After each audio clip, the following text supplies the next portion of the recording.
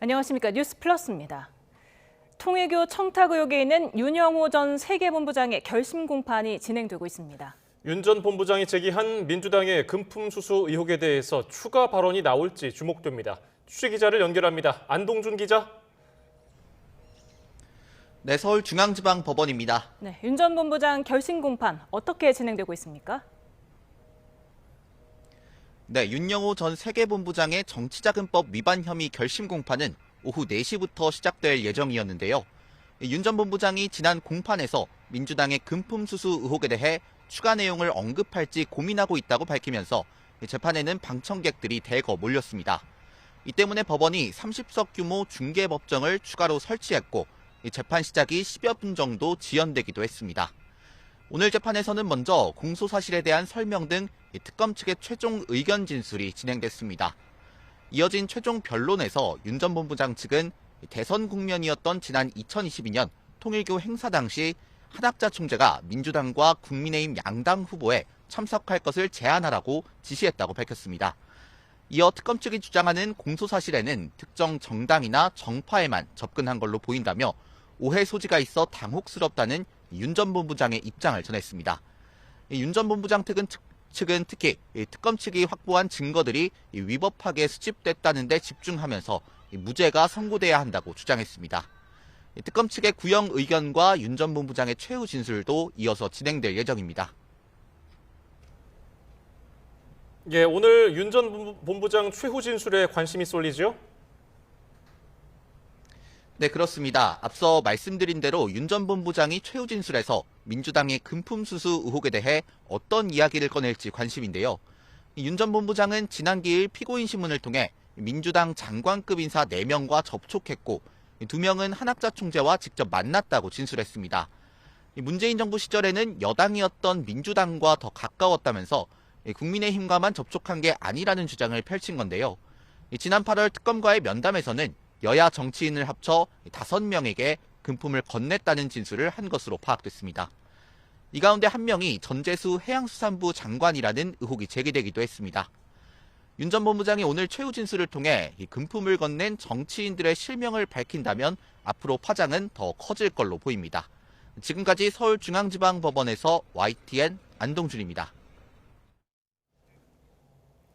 김건희 특검팀이 이첩한 민주당 인사들의 통일교 금품 수수 의혹 사건 자료가 오늘 오후 경찰청 국가수사본부로 넘어갔습니다. 경찰은 신속하게 서류를 검토해서 담당 부서를 정하겠다는 방침인데 추후 빠르게 수사가 진행될 수 있을지 관심입니다. 취재 기자 연결합니다. 정현호 기자, 오늘 오후에 경찰청 국수본으로 사건 관련 자료가 넘어갔죠? 네, 어제 김건희 특별검사팀에서 언론 공지를 통해 통일교의 정치인 접촉 관련 내사 사건을 국수본으로 이첩한다고 밝힌 데 따른 조치입니다.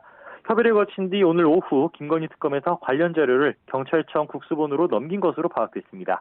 앞서 통일교 전 간부인 윤영호 전 세계본부장은 민주당 장관급 인사 4명 등과 접촉했고 전재수 장관에겐 금품부와 시계를 전달했다고 주장한 것으로 전해졌습니다.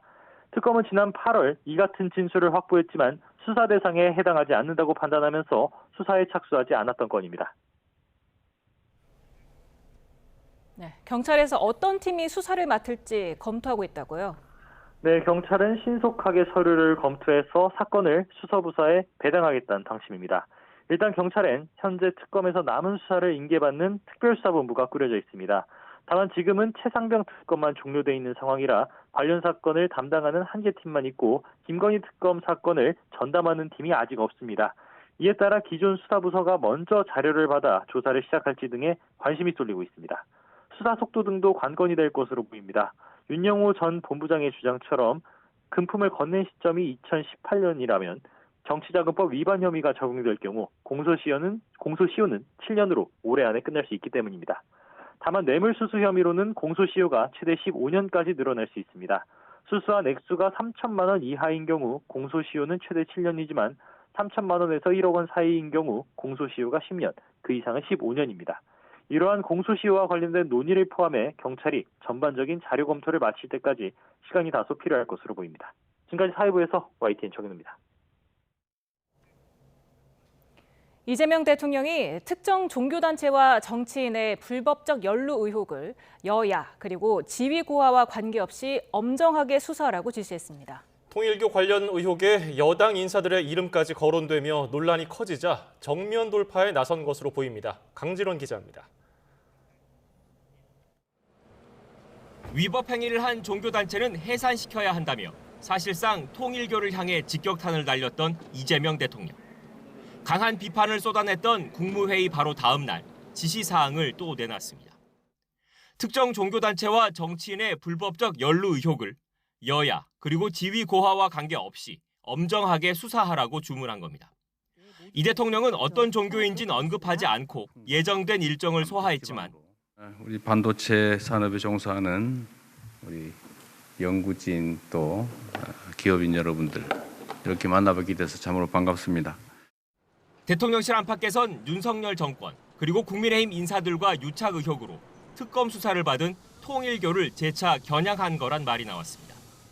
특히 통일교가 더불어민주당 관계자들에게까지 자금을 댔다는 의혹이 불거진 점도 염두에 둔 것으로 보입니다. 대통령실 관계자는 YTN에 이 대통령이 문제가 있다면 여야 가리지 말고 모두 수사해야 한다는 생각을 하고 있고 이번 기회에 이 사안을 정리하고 가려는 것 같다고 분위기를 전했습니다. 야당 등의 공세가 갈수록 거세지는 상황에서 잘못한 게 있다면 여권 인사라도 일벌백계 하겠다는 의지를 강조하며 정면 돌파에 나섰다는 의미입니다.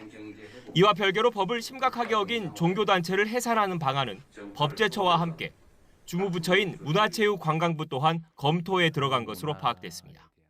대통령실 고위 관계자는 위법 행위를 한 종교법인에 대한 해산 명령, 즉 설립 허가를 취소한 걸 법원이 인정한 사례도 있다고 설명했습니다.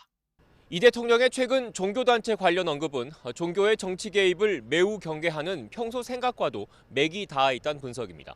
YTN 강준원입니다. 야권에서 촉발된 통일교 로비 의혹이 범여권으로 옮겨붙자 민주당은 표정 관리를 하면서도 내심 당혹스러운 눈치입니다. 국민의힘은 특검이 민주당 연루 의혹만 은폐하려 했다며 역공에 한창입니다. 박정현 기자입니다. 민주당 유력 인사들에게도 금품을 건넸단 윤영호 전 통일교 세계본부장 진술 이후 민주당 투톱은 공식 반응을 자제하고 있습니다. 대신 지도부회의에선 국민의힘과 통일교 사이 유착을 발본색원해야 한다는 일종의 시선 돌리기용 발언만 나왔습니다. 국민의힘과 통일교, 정교 유착 반드시 엄단해야 합니다.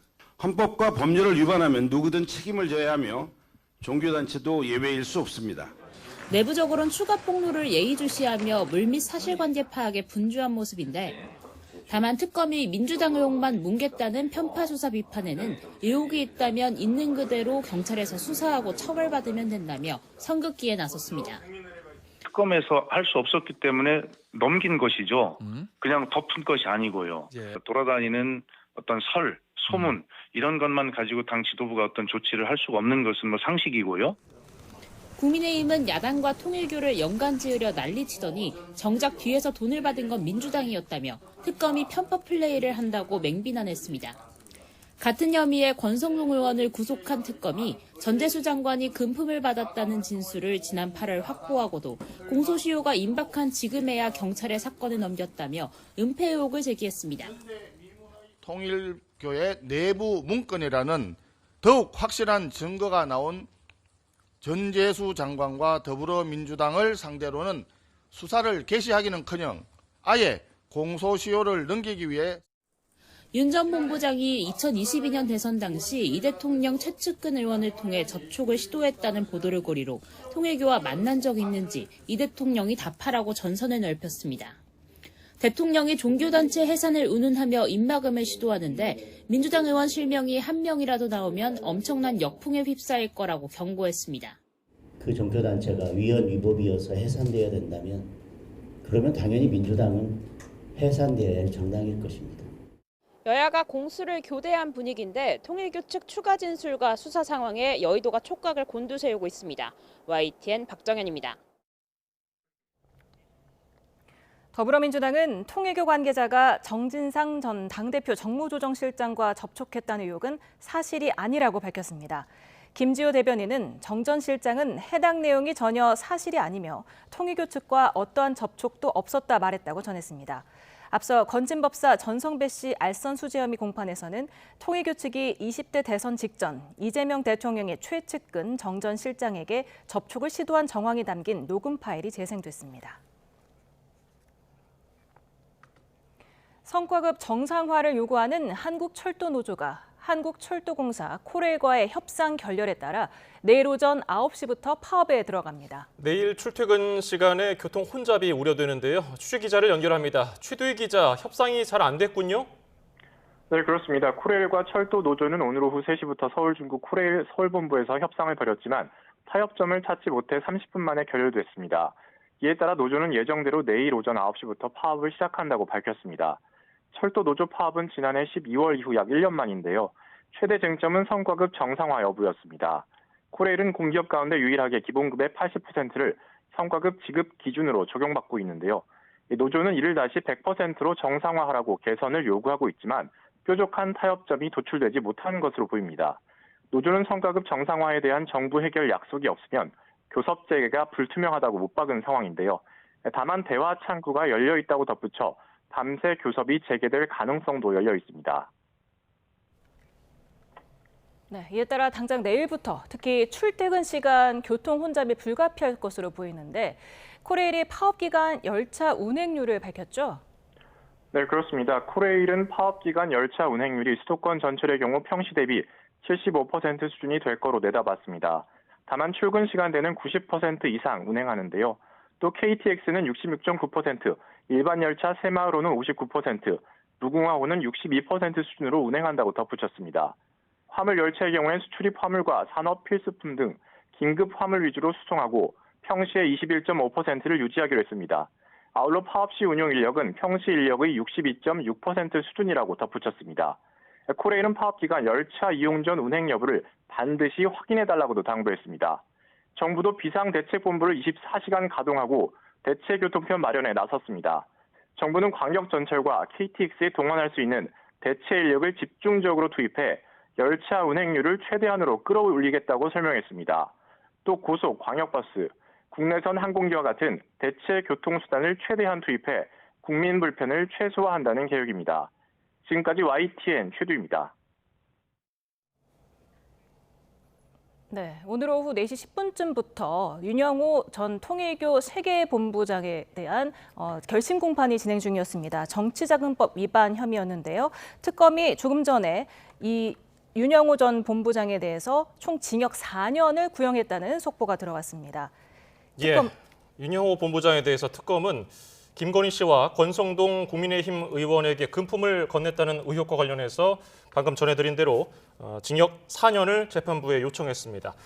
정치자금법은 징역 2년을 구형했고요. 이후의 범행에 대해서 징역 2년을 구형하면서 합쳐서 모두 징역 4년을 구형했습니다. 네, 특검은 통일교 2인자였던 윤영호 전 세계본부장이 한학자 총재의 지시에 따라서 범행을 주도했다고 밝혔고요. 또 정치 세력과 결탁해 공권력을 부당하게 이용했다고 주장했습니다. 예, 다시 한번 전해드립니다. 윤영호 전 통일교 세계본부장에 대해서 특검이 정치자금법 위반 등 혐의로 모두 합쳐서 징역 4년을 구형했다는 소식 전해드렸고요.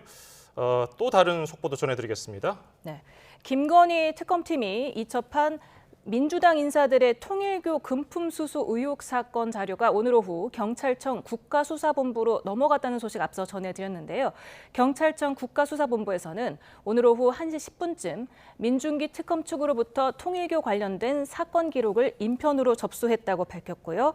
접수받은 즉시 기록을 검토했고 일부에서 문제 제기하고 있는 공소시효 문제를 고려해서 지금 신속한 수사 착수가 필요하다고 판단해 경찰청 중대범죄수사과 안에 특별전담 수사팀을 편성해서 즉시 수사에 착수했다고 밝혔습니다. 예, 다시 한번 정리를 해드리면 경찰이 통일교와 민주당 금품 수수 의혹에 대해서 중대범죄수사과에 특별전담 수사팀을 편성해서 즉시 수사에 나서겠다는 뜻을 밝혔다는 속보를 전해드렸습니다. 보다 자세한 내용은 이어지는 뉴스에서 정리를 해서 다시 한번 전해드리겠습니다. 네, 앞서서 한국철도노조가 내일 오전에 총파업에 들어간다는 소식 전해드렸는데요. 서울교통공사 노조도 총파업 예고일을 하루 앞둔 내일 최종 교섭에 들어갑니다. 협상 결렬로 파업에 들어갈 경우를 대비해서 서울시는 비상수송대책본부 가동에 나섰습니다. 양희력 기자입니다. 막판 교섭이 시작되는 시각은 오후 1시입니다. 과반을 차지하는 민주노총 산하 제1노조를 시작으로 한국노총 산하 제2노조, 제3노조인 올바른 노조가 1시간 간격으로 회사 측과 마주해 개별 교섭에 들어갑니다. 핵심 쟁점은 신규 채용 규모입니다. 2026년까지 2,200여 명을 줄인다는 경영혁신안에 따라 서울시가 올해만 800여 명 인력 감축을 밀어붙이고 신규 채용도 중단했다는 게 노조 측 주장입니다. 이대로라면 올해 연말퇴직 이후 인력 업무 공백 문제는 심각한 수준으로 내몰릴 처지입니다. 채용 규모를 정하는 건 서울시 승인 사안이라 최종 교섭 내내 서울시 개입이 불가피합니다. 만약 협상이 결렬되면 노조는 다음날 새벽 첫 차부터 총파업에 돌입합니다. 이에 대비해 서울시는 비상수송대책본부 가동에 들어갑니다. 지하철의 경우 출근 시간대는 1에서 8호선 100% 정상 운행을, 퇴근 시간대는 1, 3, 4호선을 제외한 정상 운행으로 전체 운행률 88% 수준을 유지할 계획입니다.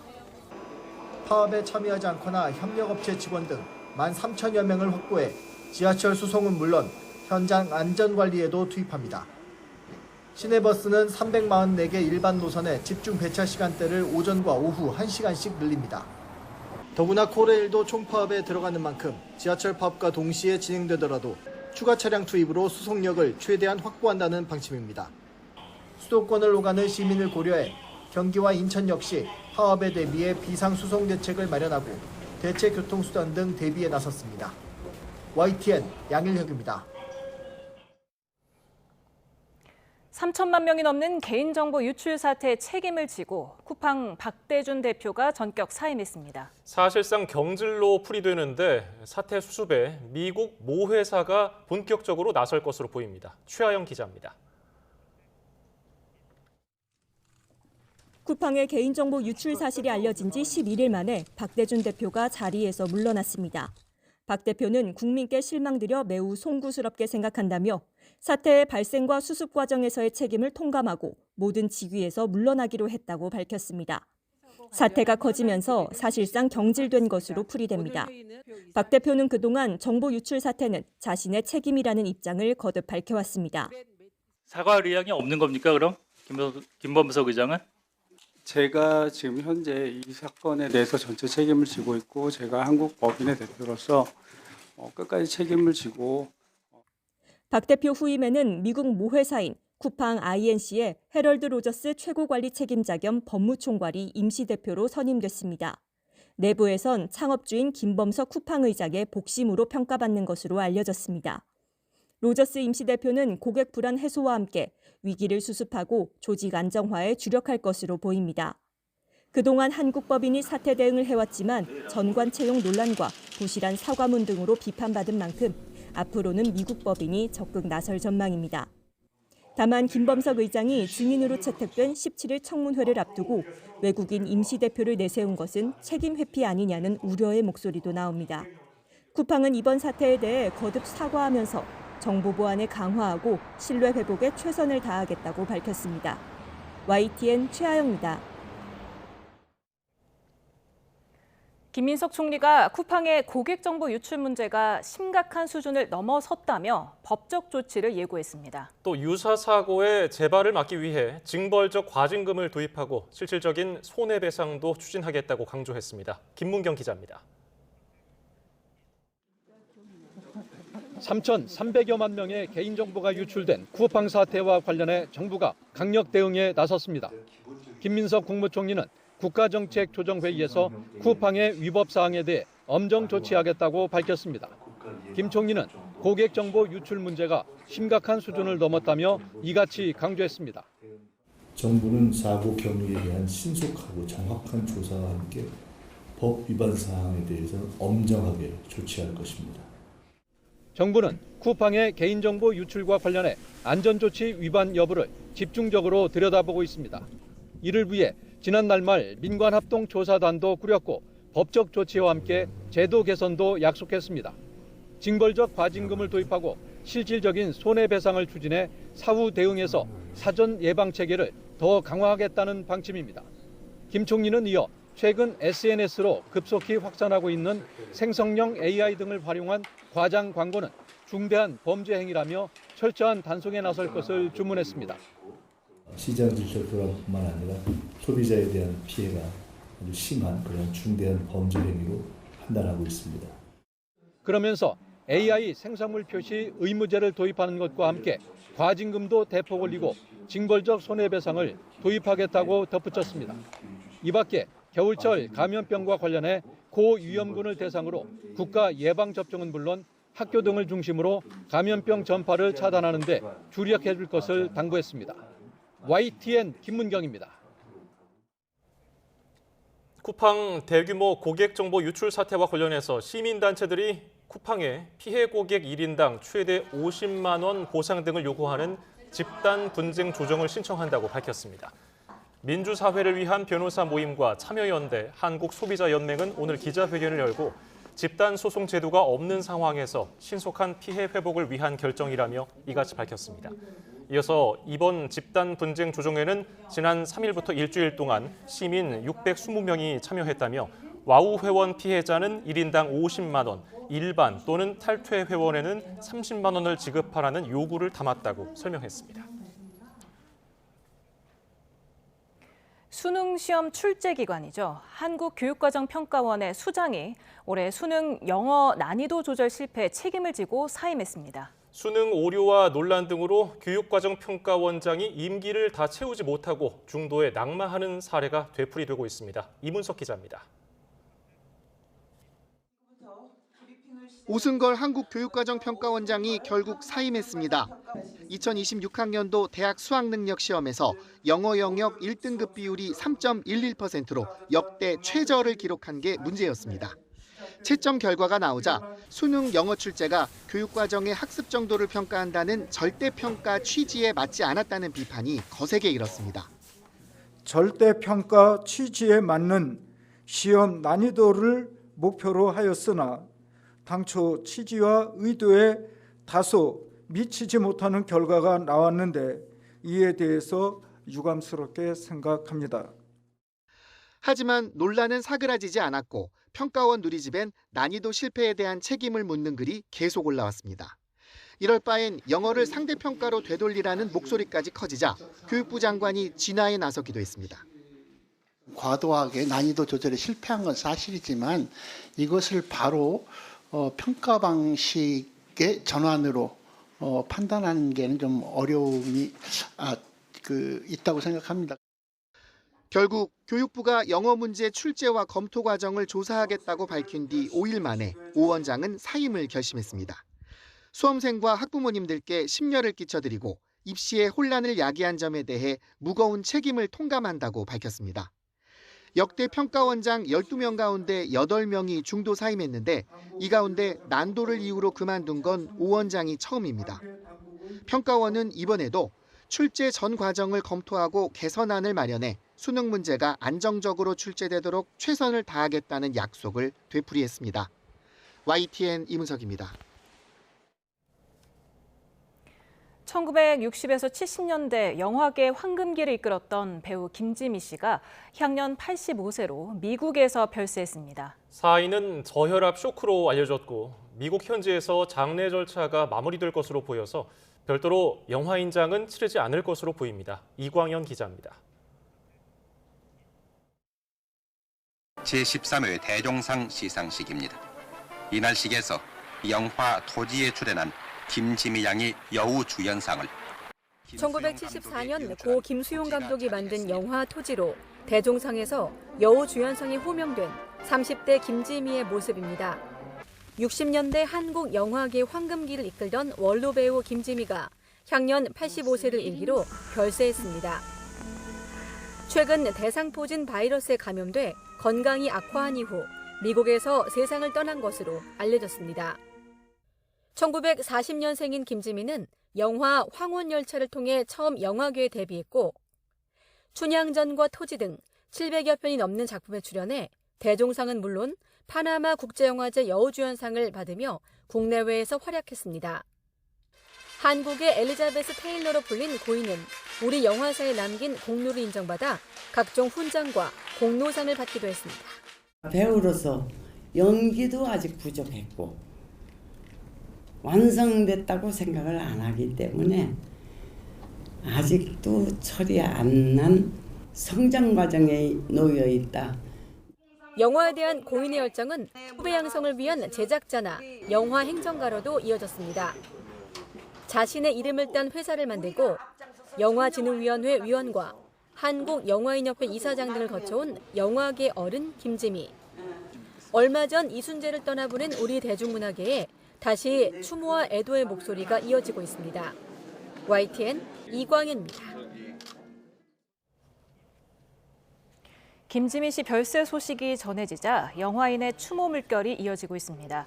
고인의 마지막 주연작 명자 아키코 소냐를 연출한 이장호 감독은 김지미 배우는 100년에 한 번 나올 만한 연기자였다며 아쉬움이 너무 크다고 말했습니다. 1980년대 고인과 함께 활동한 배창호 감독도 후배들에게 늘 밥을 사주던 따뜻한 선배였다며 예의 바르지만 꾸밈 없고 담백한 모습이 모든 영화인의 모범이 됐다고 회고했습니다. 가수 겸 작곡가 정재형 씨가 과거 방송인 박나래 씨와 함께 출연한 예능에서 링거 예약 대화를 나눈 장면이 다시 조명되자 정 씨 측이 공식 입장을 내고 선을 그었습니다. 소속사 안테나는 정 씨가 해당 사안과 일체 무관하다는 점을 분명히 밝힌다며 불법 의료 행위 의혹이 제기된 주사 이모와는 일면식도 없다고 강조했습니다. 앞서 두 사람은 MBC 예능 나 혼자 산다에서 김장을 마친 뒤에 링거 예약할 때 같이 해야 한다는 취지의 대화를 나눴고 MBC 유튜브 채널은 해당 방송분을 비공개 처리했습니다. 김종화 한국은행 금융통화위원은 최근 환율 상승 요인의 70%가 국민연금과 자산운용사, 개인 투자자 등의 해외 투자 증가에 따른 수급 영향이라고 밝혔습니다. 김 의원은 물가와 경제 성장률, 한미 간 금리 차이 등 환율 상승에 다양한 원인이 있겠지만 단기적으로는 수급 영향이 가장 크다며 이같이 말했습니다.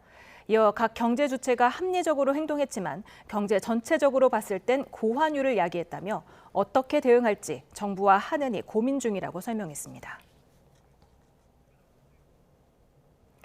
10.15 부동산 대책 이후 대출 문턱이 높아지면서 지난달 가계대출 증가세가 한풀 꺾였습니다. 특히 은행권의 주택담보대출은 1년 8개월 만에 가장 낮은 증가폭을 기록했습니다. 손효정 기자입니다.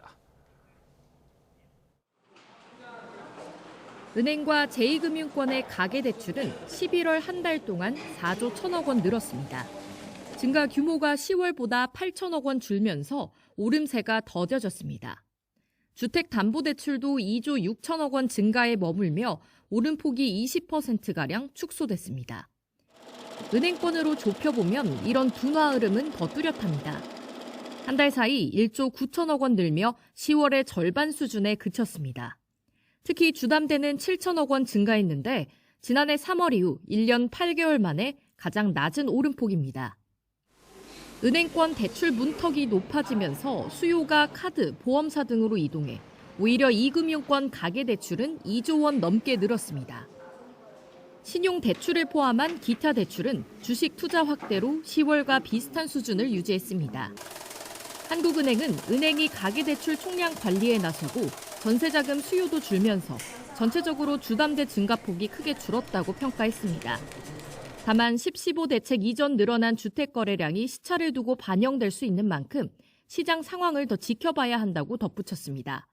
연말 연초에는 부채채권 매상각, 상여금 유익 등 계절적 요인으로 증가세가 둔화될 것으로 예상되나 주택 거래와 관련한 기조적인 증가 압력이 지속되고 있다는 점에는 유의할 필요가 있겠습니다.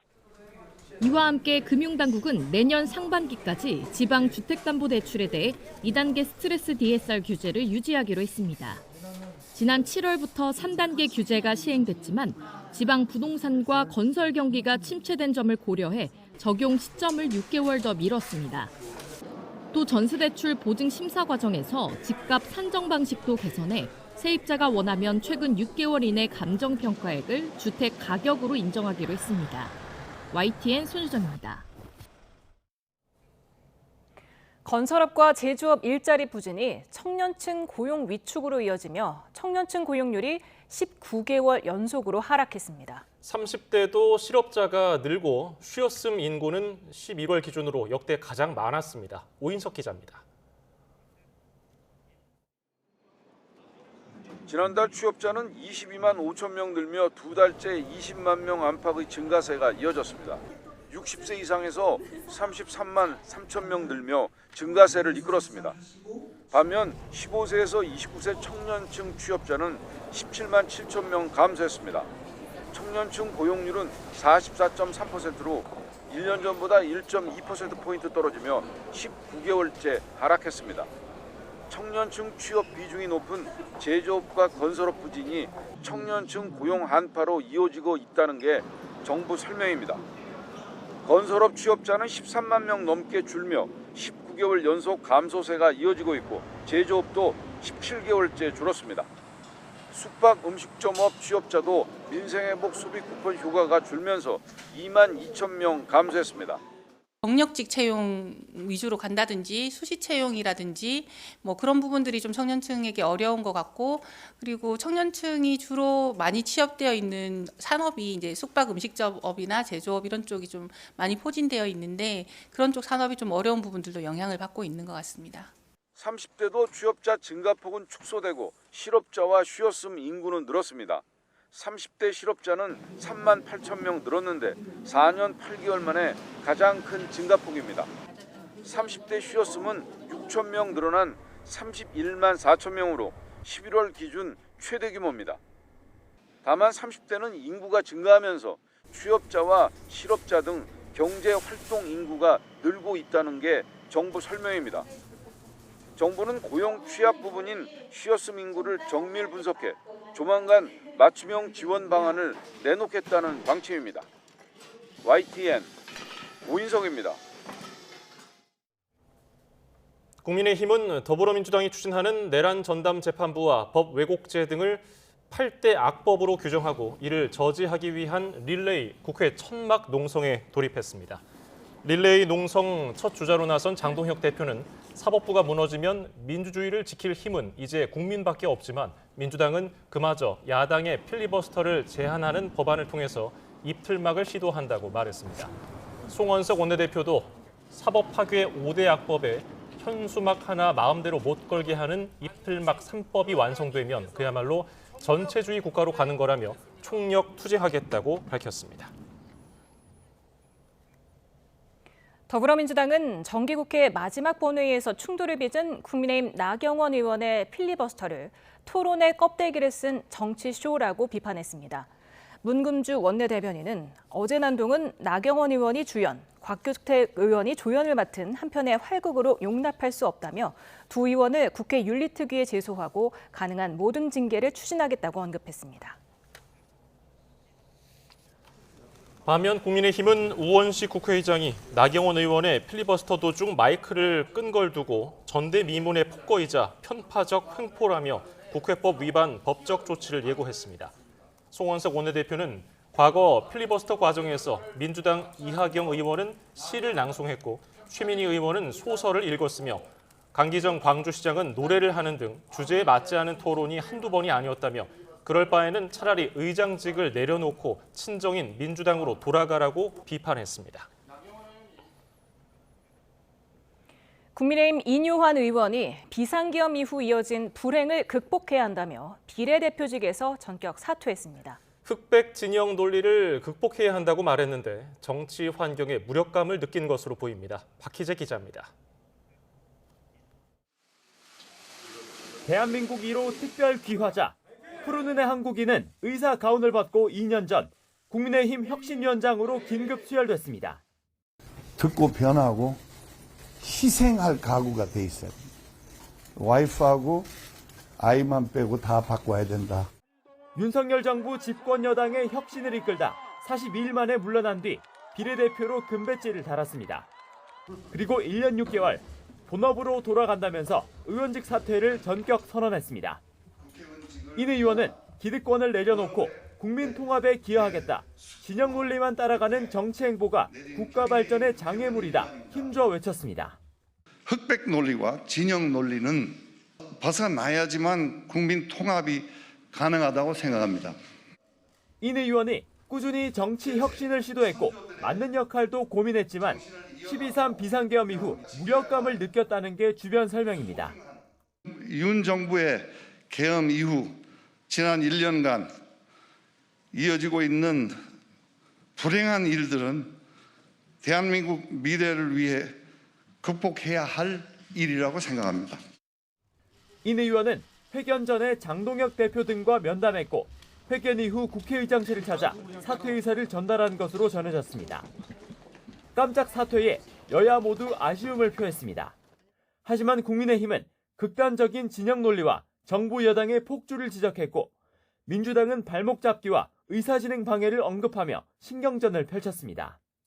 인 의원의 비례대표 빈자리는 휠체어 타는 변호사로 유명한 이소희 전 세종시 의원이 승계할 예정입니다.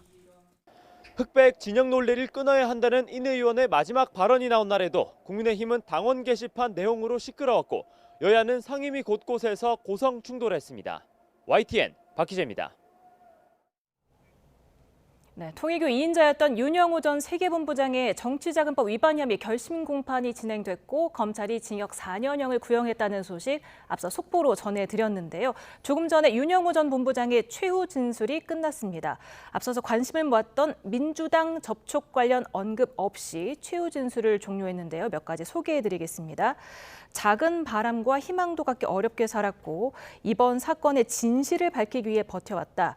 교단이 꼬리 자르기를 위해 조직적으로 진술을 조작하고 있다고 밝혔습니다. 예, 또 윤 전 본부장은 교단에 헌신한 인생이 절망감에 빠졌다면서 교단 명령에 따라서 적법하지 않은 행위를 한 것에 반성한다는 뜻도 밝혔습니다.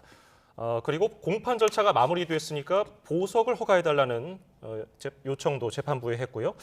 자, 그리고 관련 사건은 다음 달 28일 오후 3시에 선고기일을 재판부가 결정을 했습니다. 다시 한번 전해드리면 윤영호 전 통일교 세계본부장 사건에 대해서 다음 달 28일 오후 3시에 선고를 내린다고 재판부가 결정했고요. 앞서 말씀드렸다시피 민주당 정치인 접촉과 관련한 추가 언급 없이 진술이 종료됐습니다. 보다 자세한 내용은 이어지는 뉴스에서 다시 한번 전해드리겠습니다.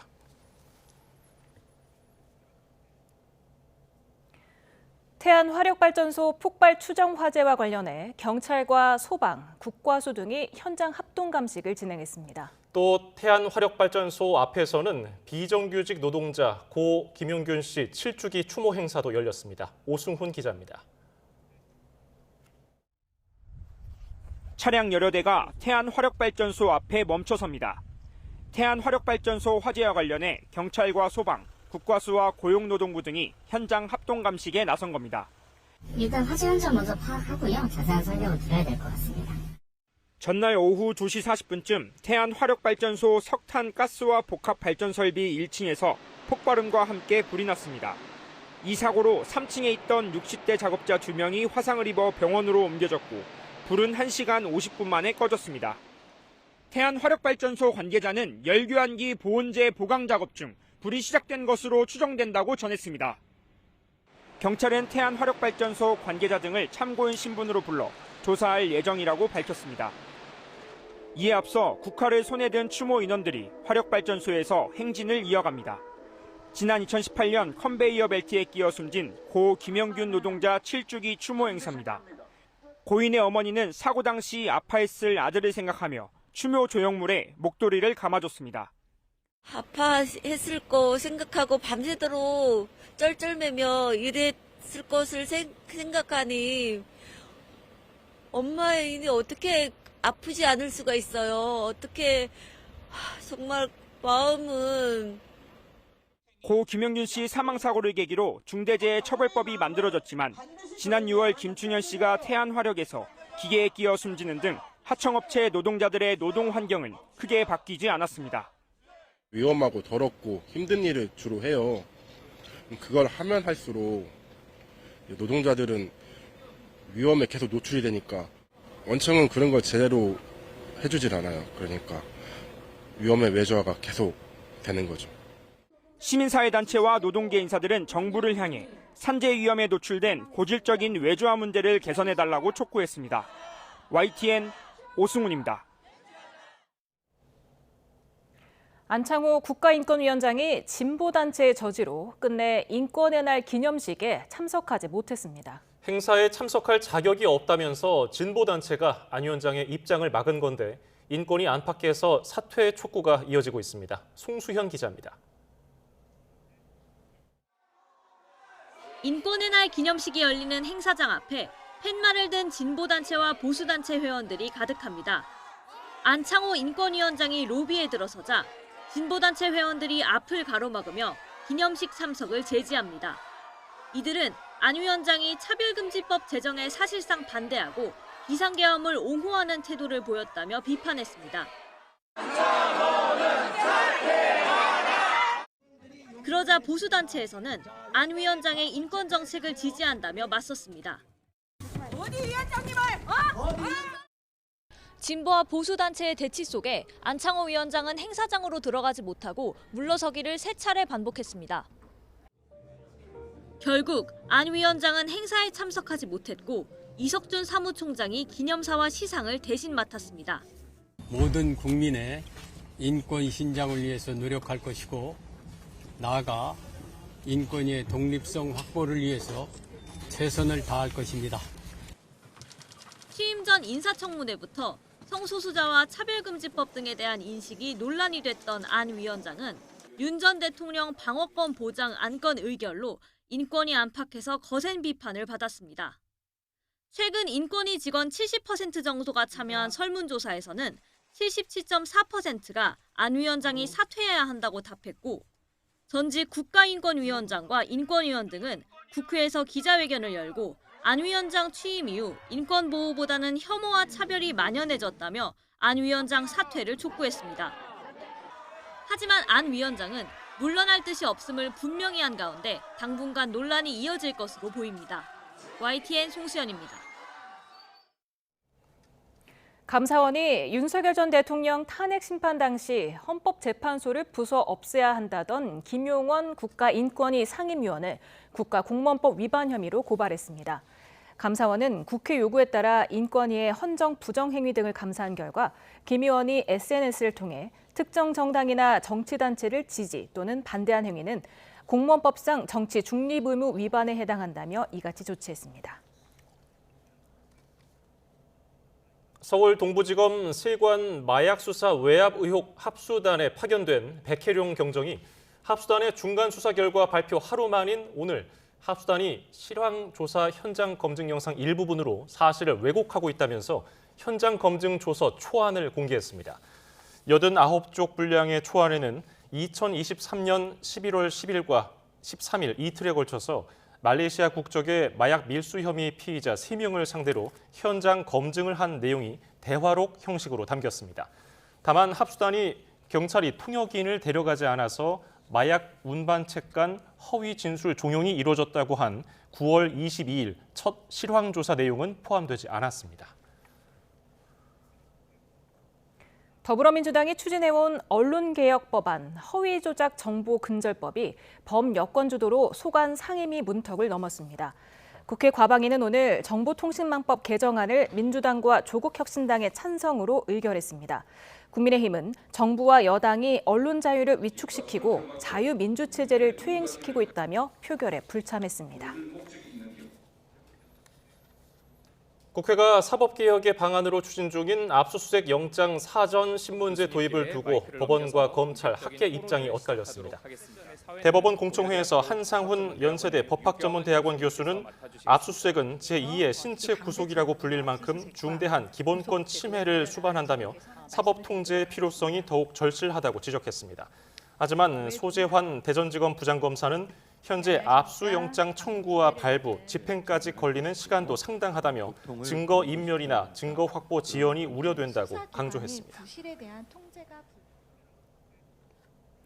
도시 재개발 사업 과정에서 수백억 원에 달하는 국공유지가 주택조합의 무상으로 넘어갈 뻔했는데요. 이걸 막은 신고자에게 역대 최고액인 18억 원의 부패 신고 보상금이 지급됐습니다. 홍성기 기자입니다.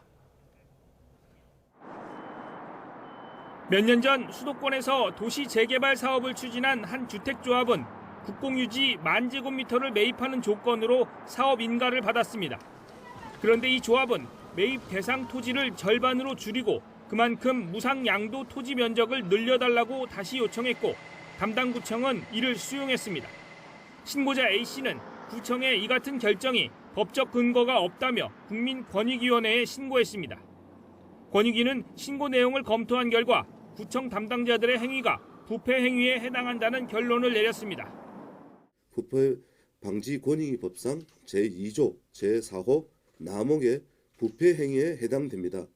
이에 국민권익위원회는 감독기관에 이첩했고 감독기관은 인가 조건을 부당하게 변경 승인해 준 것이 도시재개발 법령에 위배된다고 보았고 결국 무상 양도될 뻔한 국공유지 5,000제곱미터는 주택조합에 375억 원에 매각돼 국고와 자치단체 금고로 들어갔습니다.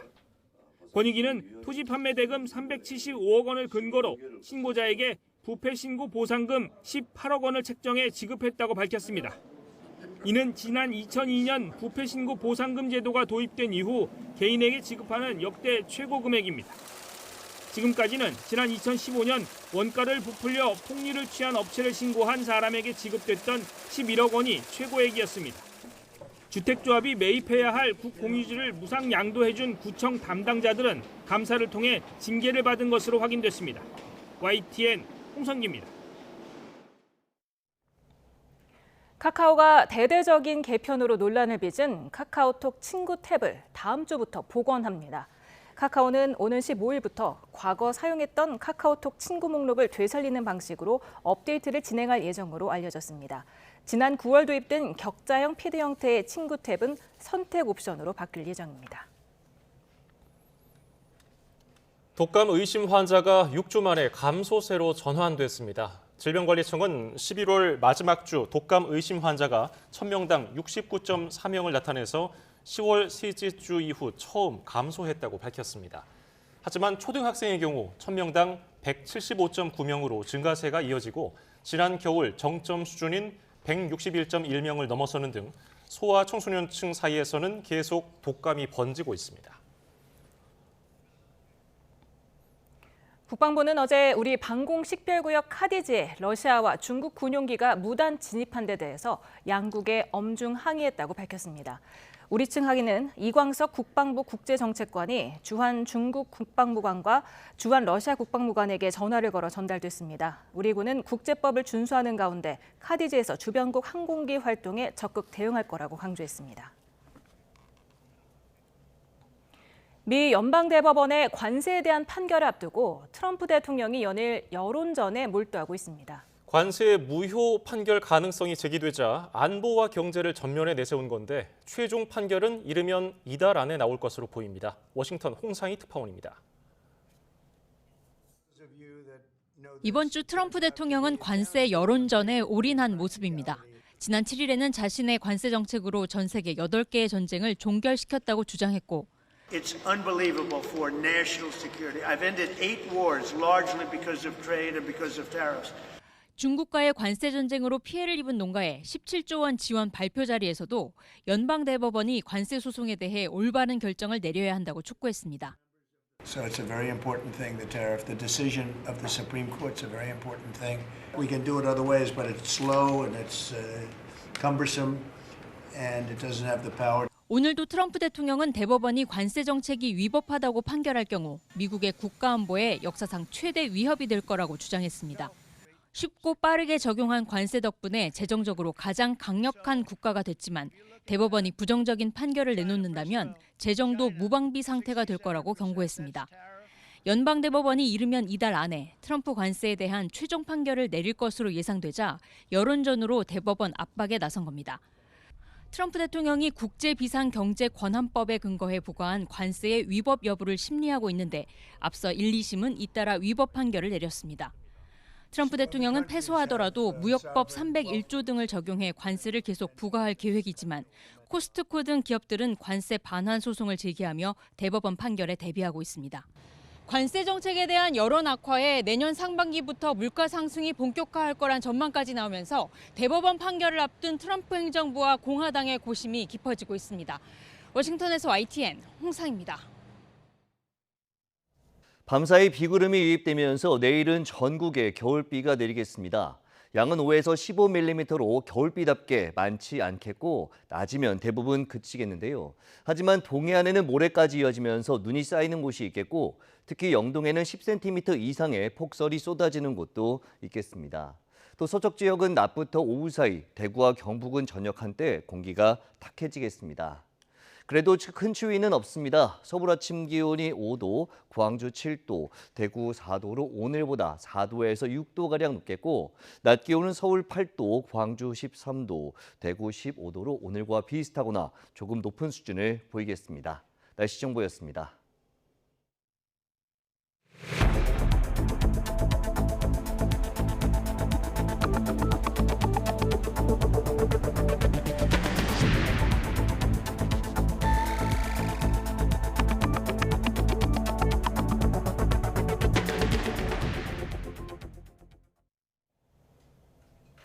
통일교 청탁 의혹이 있는 윤영호 전 세계본부장에 대해 특검이 징역 4년을 구형했습니다. 윤 전 본부장은 최후 진술에 나섰지만 민주당의 금품 수수 의혹에 대해서는 아무런 언급도 하지 않았습니다.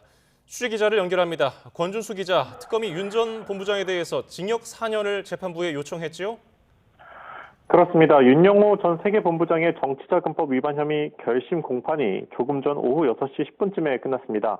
특검은 윤 전 본부장이 통일교 2인자로서 한학재 총재 지시에 따라 정치자금법과 청탁금지법을 위반하는 범행을 저질렀다고 지적했습니다. 그러면서 모두 징역 4년을 구형했는데요. 특검은 통일교 세력 확장 목적과 동시에 윤 전 본부장 자신의 영향력 확대를 위해 정치 세력과 결탁해서 공권력을 부당하게 이용한 중대범죄였다고 주장했습니다. 윤 전 본부장 측은 수사 과정에서 적극적으로 협조한 점을 고려해달라며 보석에 대해서도 검토해달라 밝혔는데요. 김건희 씨뿐만 아니라 한학자 통일교 총재 그리고 건진법사 전성배 씨의 범행과 관련해 일관되고 객관적인 진술을 해왔다고 강조했습니다. 네, 오늘 재판에서 관심이 컸던 민주당의 금품 수수 의혹에 대해서는 별 언급이 없었다면서요? 그렇습니다. 윤 전 본부장이 최후 진술에서 민주당의 금품 수수 의혹에 대해 어떤 이야기를 꺼낼지 관심이었는데요. 앞서 윤 전 본부장은 지난 2일 피고인 신문을 통해 민주당 장관급 인사 4명과 접촉했고 2명은 한학자 총재와 직접 만났다고 진술했습니다. 다만 오늘 최후 진술에서 별다른 언급은 없었습니다. 윤 전 본부장 측은 앞선 최종 변론에서 대선 국면이었던 지난 2022년 통일교 행사 당시 한학자 총재가 민주당과 국민의힘 양당 후보에 참석할 것을 제안하라 지시했다고만 밝혔는데요. 특검 측이 주장하는 공소사실에는 특정 정당이나 정파에만 접근한 거로 보인다며 오해 소지가 있어 당혹스럽다는 윤 전 본부장의 입장만 언급됐습니다. 결심 공판이 끝난 뒤 윤 전 본부장 변호인단에게 취재진 질문도 이어졌지만 특별한 입장을 밝히지 않고 빠져나갔습니다. 윤 전 본부장에 대한 선고는 내년 1월 28일 오후 3시에 있을 예정입니다. 지금까지 사회부에서 YTN 권준수입니다. 이재명 대통령이 특정 종교단체와 정치인의 불법적 연루 의혹을 여야 그리고 지위고하와 관계없이 엄정하게 수사하라고 지시했습니다. 통일교 관련 의혹에 여당 인사들의 이름까지 거론되며 논란이 커지자 정면 돌파에 나선 것으로 보입니다. 강진원 기자입니다. 위법 행위를 한 종교단체는 해산시켜야 한다며 사실상 통일교를 향해 직격탄을 날렸던 이재명 대통령. 강한 비판을 쏟아냈던 국무회의 바로 다음 날 지시사항을 또 내놨습니다. 특정 종교단체와 정치인의 불법적 연루 의혹을 여야 그리고 지위 고하와 관계없이 엄정하게 수사하라고 주문한 겁니다. 이 대통령은 어떤 종교인지는 언급하지 않고 예정된 일정을 소화했지만 우리 반도체 산업에 종사하는 우리 연구진 또 기업인 여러분들 이렇게 만나뵙게 돼서 참으로 반갑습니다. 대통령실 안팎에선 윤석열 정권 그리고 국민의힘 인사들과 유착 의혹으로 특검 수사를 받은 통일교를 재차 겨냥한 거란 말이 나왔습니다. 특히 통일교가 더불어민주당 관계자들에게까지 자금을 댔다는 의혹이 불거진 점도 염두에 둔 것으로 보입니다. 대통령실 관계자는 YTN에 이 대통령이 문제가 있다면 여야 가리지 말고 모두 수사해야 한다는 생각을 하고 있고 이번 기회에 이 사안을 정리하고 가려는 것 같다고 분위기를 전했습니다. 야당 등의 공세가 갈수록 거세지는 상황에서 잘못한 게 있다면 여권 인사라도 일벌백계 하겠다는 의지를 강조하며 정면 돌파에 나섰다는 의미입니다. 이와 별개로 법을 심각하게 어긴 종교단체를 해산하는 방안은 법제처와 함께 주무부처인 문화체육관광부 또한 검토에 들어간 것으로 파악됐습니다. 대통령실 고위 관계자는 위법 행위를 한 종교법인에 대한 해산 명령, 즉 설립 허가를 취소한 걸 법원이 인정한 사례도 있다고 설명했습니다. 이 대통령의 최근 종교단체 관련 언급은 종교의 정치 개입을 매우 경계하는 평소 생각과도 맥이 닿아 있다는 분석입니다. YTN 강준원입니다. 미국을 방문 중인 전재수 해양수산부 장관은 YTN과 만나 통일교의 한일 해저터널 청탁 관련 금품 수수 의혹이 제기된 데 대해 사실 무근이라고 반박했습니다. 또 의원직은 물론 장관직을 포함해서 자리에 연연하지 않겠다면서도 최선을 다해 소명하겠다고 말했습니다. 뉴욕에서 이승윤 특파원의 단독 보도입니다. 유엔 해양총회 유치를 위해 미국 뉴욕을 찾은 전재수 해양수산부 장관. 뉴욕 특파원들과 만났을 때만 해도 표정이 밝았습니다. 하지만 통일교에서 금품을 받았다는 의혹이 제기되자 어두운 표정으로 귀국길에 YTN과 만나 각종 의혹은 사실이 아니라고 반박했습니다. 일본 언론 보도에서 이 한일 터널 관련이라고 주장하던데 전혀 사실무근입니다.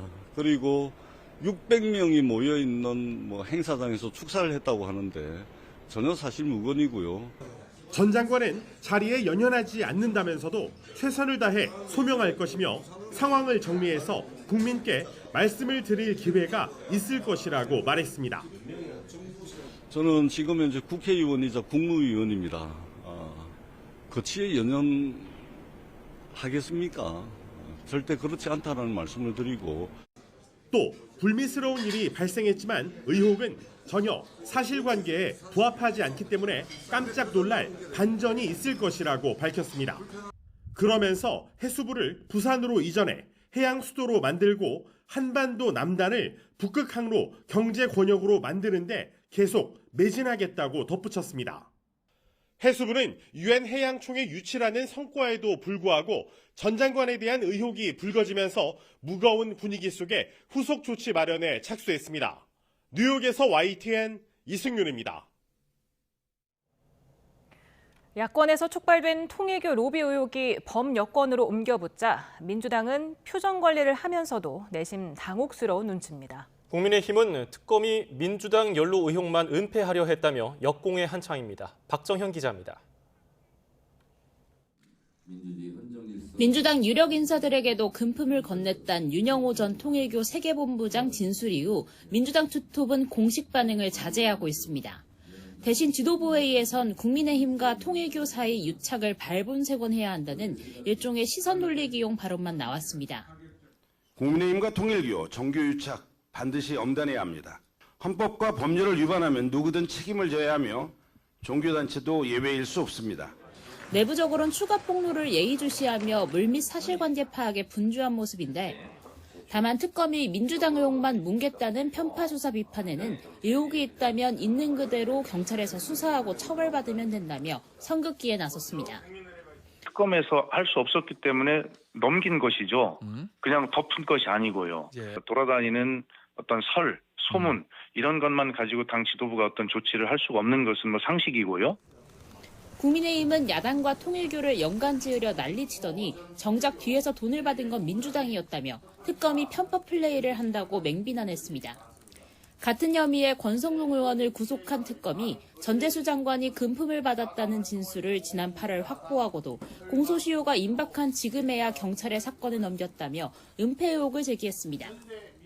통일교의 내부 문건이라는 더욱 확실한 증거가 나온 전재수 장관과 더불어민주당을 상대로는 수사를 개시하기는커녕 아예 공소시효를 넘기기 위해 윤 전 본부장이 2022년 대선 당시 이 대통령 최측근 의원을 통해 접촉을 시도했다는 보도를 고리로 통일교와 만난 적 있는지 이 대통령이 답하라고 전선을 넓혔습니다.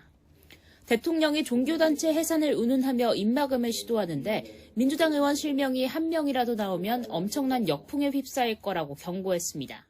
그 종교단체가 위헌 위법이어서 해산되어야 된다면 그러면 당연히 민주당은 해산되어야 할 정당일 것입니다. 여야가 공수를 교대한 분위기인데 통일교 측 추가 진술과 수사 상황에 여의도가 촉각을 곤두세우고 있습니다. YTN 박정현입니다. 통일교에서 민주당 국회의원 등에게 금품을 제공했던 의혹과 관련해 경찰이 특검으로부터 자료를 이첩받은 당일 특별수사팀을 꾸려 수사에 착수했습니다. 경찰청 국가수사본부는 김건희 특검으로부터 이첩받은 사건과 관련해 경찰청 중대범죄수사과 안에 특별전담 수사팀을 편성해 수사에 착수했다고 밝혔습니다. 경찰은 일부에서 제기된 공소시효 문제 등을 고려해 신속한 수사 착수가 필요하다고 판단해 전담 수사팀을 편성했다고 설명했습니다. 쿠팡이 회원 가입은 쉽지만 탈퇴는 어렵게 시스템을 유지해온 사실이 드러났습니다. 개인정보보호위원회는 이 같은 탈퇴 방해 행위가 이용자의 권리 행사를 침해한 것으로 보고 즉각적인 조치를 요구했습니다. 김진두 기자입니다. 국내 최대 이커머스 업체인 쿠팡의 회원 가입은 무척 쉽습니다. 앱에서 가입을 선택하고 개인정보 수집 등에 동의한 뒤 인증을 받으면 바로 회원이 됩니다. 그런데 탈퇴 과정은 이와 달랐습니다. 우선 탈퇴 절차를 찾기 어려운 데다 가입의 2배나 되는 8단계를 거쳐야 합니다. 월정액을 내는 와우 멤버십 회원은 잔여 기간이 종료될 때까지 해지가 안 되도록 했습니다. 멤버십 해지를 회원 탈퇴의 필수 조건으로 운영하면서 멤버십 해지 절차를 여러 단계 거치게 하고 해지 의사를 재확인하여 멤버십을 해지하기 어렵게 운영하였습니다. 이른바 탈퇴 방해 행위를 했다는 건데 개인정보보호위원회는 이런 행위가 개인정보 수집보다 철회 절차를 어렵게 만들지 않도록 규정한 개인정보보호법 위반 소지가 있다고 판단했습니다. 이와 함께 현재 인터넷과 다크웹에서 쿠팡 계정 정보 유통 의심 정황이 잇따르는 만큼 쿠팡 측에 자체 모니터링과 대응 체계를 강화하고 7일 이내 조치 결과를 제출하라고 요구했습니다. 아울러 이번 대규모 유출 사건에 중대성을 인식하고 있다며 탈퇴 방해와 이후 처리 과정 등에서 법 위반 사항이 확인되는 즉시 엄정하게 제재하겠다고 강조했습니다. YTN 김진우입니다. 쿠팡의 대규모 개인정보 유출 사태에 대한 책임을 묻기 위한 소송 제기가 갈수록 늘고 있어 30만 명 가까이 참여한 것으로 나타났습니다. 경찰의 쿠팡 본사 압수수색은 이틀째 이어졌습니다. 윤태인 기자입니다. 쿠팡의 대규모 개인정보 유출 사태와 관련해 피해를 보상하라는 움직임이 빠르게 확산하고 있습니다. 시민단체들은 집단 분쟁 조정을 신청하면서 쿠팡의 한 사람당 최대 50만 원의 손해배상과 재발 방지책을 요구했습니다. 개인정보보호위원회 집단 분쟁 조정 신청을 시작으로 쿠팡이 회피할 수 없는 법적 책임의 그물망을 촘촘히 짤 것입니다. 포털 사이트에서는 쿠팡을 상대로 단체 소송을 준비한다는 카페가 60여 곳 등장했습니다.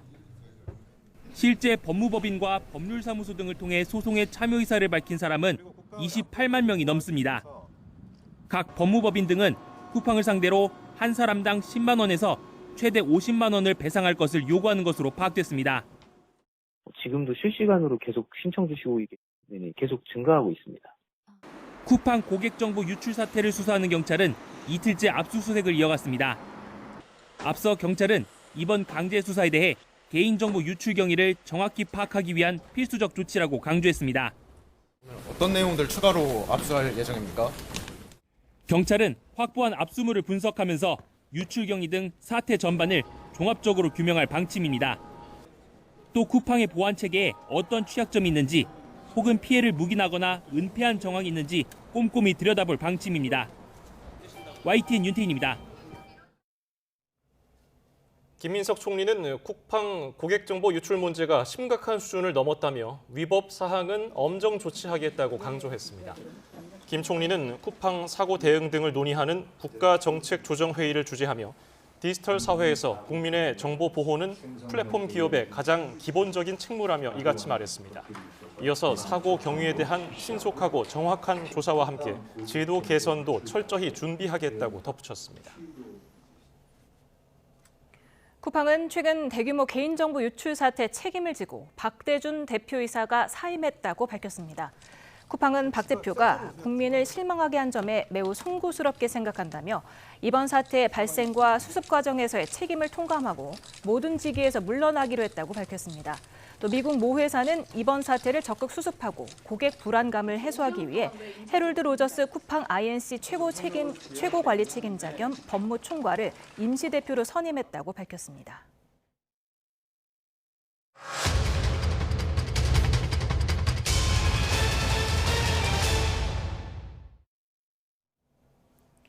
YTN은 한국의 배타적 경제 수역에서 중국 어선이 몰래 어획물을 숨기는 시설인 비밀 어창에 대해 연속 기획으로 보도하고 있습니다. 얼마나 많은 중국 어선에 이 비밀 어창이 있는지 짐작조차 하기 어려운데요. YTN은 이미 상당수 중국 어선에 이 비밀 창고가 설치된 것으로 의심되는 정황을 확보했습니다.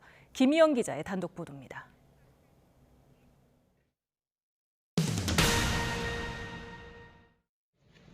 제주 서귀포 마라도 남동쪽 해상.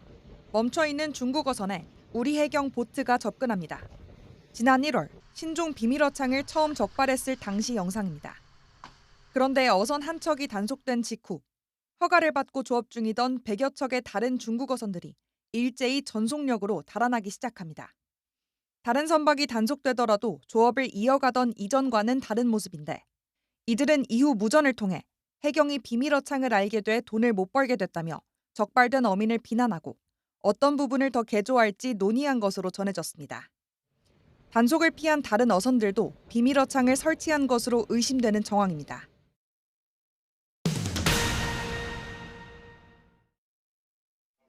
YTN이 확보한 지난 7월 중국 저장성에서 열린 어민 교육 행사 영상입니다. 이 자리에서 중국 정부 관리는 비밀어창 적발 사례를 언급하며 주의를 당부한 것으로 전해졌습니다.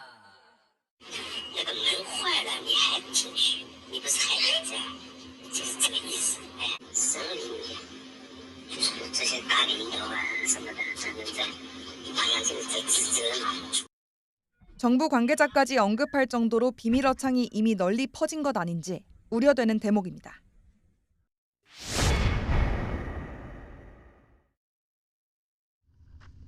해경은 중국 어선의 조업 일지 속 어획량이 우리 어민들에 비해 적을 때가 많다는 점도 주목합니다. 비슷한 방식으로 조업하는 우리 어선들보다 대형화된 중국 어선이 훨씬 적은 어획량을 보고하는 경우를 의심하는 겁니다. 5톤도 잡고 또 못 잡을 때는 2톤도 잡고. 통보하는 그 어획량이 항상 엄청 낮을 때가 많았습니다. 하루에 50kg 잡을 때도 있고 60kg 잡았을 때도 있고. 그래서 올라가서 왜 이렇게 적냐? 그럼 적당하지 않냐? 전문가들은 중국 어선들이 포획 금지 어종 등을 포함해 할당량보다 더 많은 물고기를 잡기 위해 비밀어창에 어획물을 숨기고 실제보다 적은 양을 잡은 것처럼 기록할 가능성을 지적합니다. 들어와가지고 제한된 그 허가만큼만 해서는 수익을 자기들 생각하는 만큼 충분히 올리기가 힘드니까. 우리 바다에서 조업하는 중국 어선 상당수에 비밀어창이 있을 수도 있는 상황. 정부 차원의 조사가 시급하다는 목소리가 나옵니다. YTN 김희영입니다. 캄보디아 현지 한국인 범죄 피해를 막기 위해 꾸려진 코리아 전담반이 잇따라 성과를 내고 있습니다. 100여 명이 투입된 대규모 검거 작전을 통해 신고 5일 만에 감금됐던 한국인을 구조하고 사기범 51명을 검거했습니다. 유서연 기자가 보도합니다. 캄보디아 시아누쿠빌 현지 스캠 단지의 한 건물 안쪽부터 바깥까지 경찰이 빈틈없이 배치됐습니다. 우리 국민의 감금 피해가 신고된 사기 범죄 조직의 근거지를 덮치기 전 주변 봉쇄에 나선 겁니다. 피해자 가족으로부터 112 신고를 접수한 지 단 5일 만입니다. 긴급 작전을 위해 최근 우리나라와 캄보디아 양국이 합의한 신속 출동 절차가 활용됐습니다. 위급 상황에는 신고자의 위치 정보와 인적 사항만으로도 경찰 출동이 가능하게 한 건데 이 때문에 현지 경찰에도 빠른 출동 요청을 할 수 있게 됐습니다. 수사를 통해 감금 장소 특정에 성공한 경찰은 한국 경찰과 국정원에 더해 캄보디아 경찰, 현지 경찰 특공대 등 100여 명을 투입했습니다. 예상 도주로를 차단하고 주변 지역을 봉쇄하는 등 철저한 작전을 세웠고 감금됐던 20대 남성 1명을 구출하고 한국인 사기 혐의자 51명을 검거하는 데 성공했습니다. 감금 피해를 받고 있던 우리 국민을 신속히 구출할 수 있었고 이를 토대로 대규모 범죄 조직을 검거하는 데 이르기까지 한국과 캄보디아 양국 간의 국조공조의 모범적인 사례라고 경찰은 앞으로도 해외 법 집행기관과의 긴밀한 협력을 통해 온라인 스캠, 보이스피싱과 같은 국제조직 범죄 척결에 앞장서겠다고 밝혔습니다. YTN 유서연입니다. 가짜 국산 담배 20만 갑을 호주로 밀수출하려던 국제운송 주선업자들이 세관 당국에 적발됐습니다. 인천본부세관은 관세법과 상표법 위반 혐의로 중국인 등 3명을 불구속 상태로 검찰에 넘겼습니다. 이들은 지난 1월부터 유명 국산 담배를 위조한 가짜 담배 20만 갑, 시가 12억 원어치를 호주로 밀수출하려 한 혐의가 있습니다. SK하이닉스가 자사주를 미국 증시의 주식 예탁 증서 형태로 상장하는 방안 등을 검토합니다. SK하이닉스는 자기 주식을 활용한 미국 증시 상장 등 기업 가치 제고를 위한 다양한 방안을 검토 중이지만 현재까지 확정된 사안은 없다고 공시했습니다.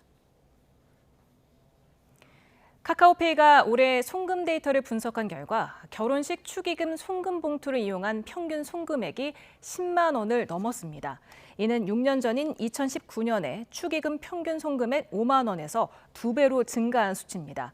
또 카카오톡에서 하루에 오가는 친구 간 송금은 140만 건에 달하고 사용자들은 월 평균 8차례 송금을 주고받는 것으로 나타났습니다.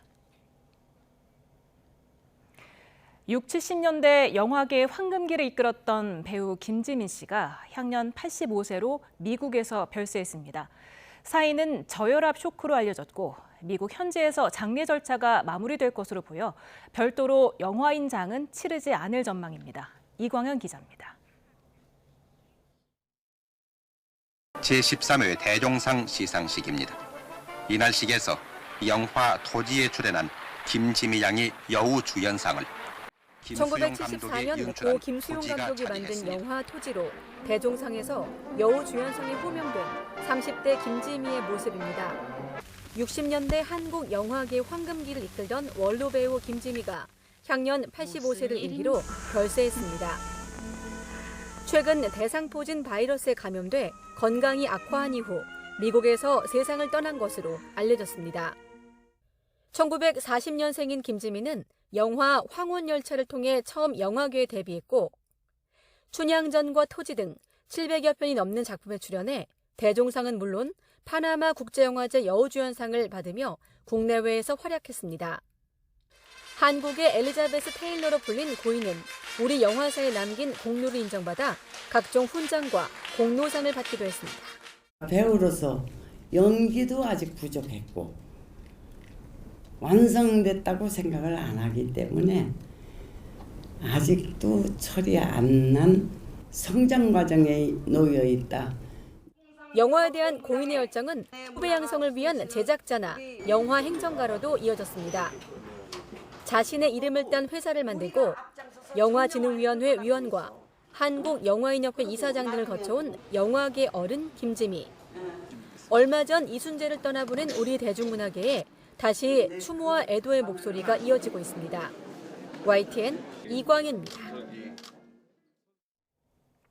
광주광역시를 찾은 더불어민주당 지도부가 내란 척결 기조를 재확인하며 연내 내란 전담 재판부법 처리 의지를 다졌습니다.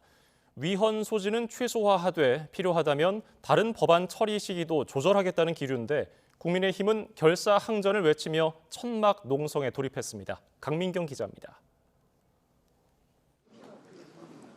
광주를 찾은 민주당 지도부는 역대 최대 규모인 24조 원 호남 예산을 확보했다고 선물 보따리를 풀면서도 내란 척결 의지를 거듭 다졌습니다. 독일이 나치를 단죄했듯 내란 세력을 청산하겠다며 그 첫 단계인 사법개혁으로 두 가지 방안을 콕 집었습니다. 우리도 독일처럼 해야 됩니다. 내란 전담 재판부와 2차 종합특검 등 가용할 수 있는 모든 방법을 동원하여 지도부는 내란 전담 재판부 설치법을 최우선에 두고 연내 처리를 밀어붙인다는 계획입니다. 대신 위헌 소지나 재판 지연 논란이 없도록 법무부의 판사 추천권을 배제하는 방향으로 2심부터 하자는 데 공감대를 모았습니다. 법 왜곡죄는 내년으로 일단 미뤘고 법원행정처 폐지 등 사법부 힘 빼기 작업도 수기를 이어간다며 한 발 물러섰습니다. 이재명 대통령이 민주당 투톱과 만찬에서 개혁 입법은 국민 눈높이에 맞추라고 주문한 게 영향을 미쳤을 거란 해석이 나옵니다. 내란 청산과 국가 정상화를 위한 개혁과 민생 법안을 처리하는 데 주저하지 않을 것입니다. 국민의힘은 법안 철회가 아니면 협상은 없다며 국회 본관 앞에 천막을 치고 릴레이 농성을 시작했습니다. 내란 전담 재판부 등 민주당 사법개혁안을 5대 악법으로 규정한 뒤 여론 총공세에 나섰습니다. 민주주의를 버티고 있는 마지막 뚝인 사법부, 이 모든 것을 무력화하겠다고 하는 것이 우원식 국회의장이 나경원 의원의 필리버스터를 강제로 중단시킨 걸 고리로 국민 입틀막 프레임까지 더해 8대 악법으로 투쟁 전선을 넓혔습니다. 그야말로 전체주의 국가로 나아가는 전체주의 8대 악법입니다. 민주당 입장에선 앙숙인 제1야당의 반발에 더해 내란 재판부는 위헌이라며 제동을 거는 우당, 조국혁신당의 존재가 부담입니다. 진짜 친구는 잘못을 지적해야 합니다. 쌀을 제대로 씻지 않고 밥을 지으면 돌을 씹다가 이가 깨집니다. 여야 극한 대치를 기회 삼아 캐스팅 보터로 지방선거 전에 존재감을 키우려는 의도가 읽힙니다. 민주당이 어떻게 혁신당을 달랠지도 쟁점 법안 처리의 변수가 될 수 있습니다. YTN 강민경입니다. 조국혁신당은 국민의힘의 감사의 뜻으로 전달한 답례품 사과 상자가 반송됐다면서 내란 사과에 대한 강한 거부감을 표한 것이라고 강조했습니다.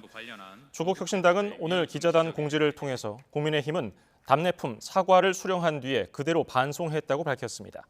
박창규 부대변인은 이는 장동혁 대표 지시이자 국민의힘 공식 입장으로 받아들이겠다면서 과거 김건희 씨가 개 사과를 시전했는데 이는 장동혁식 개 사과라고 비판했습니다.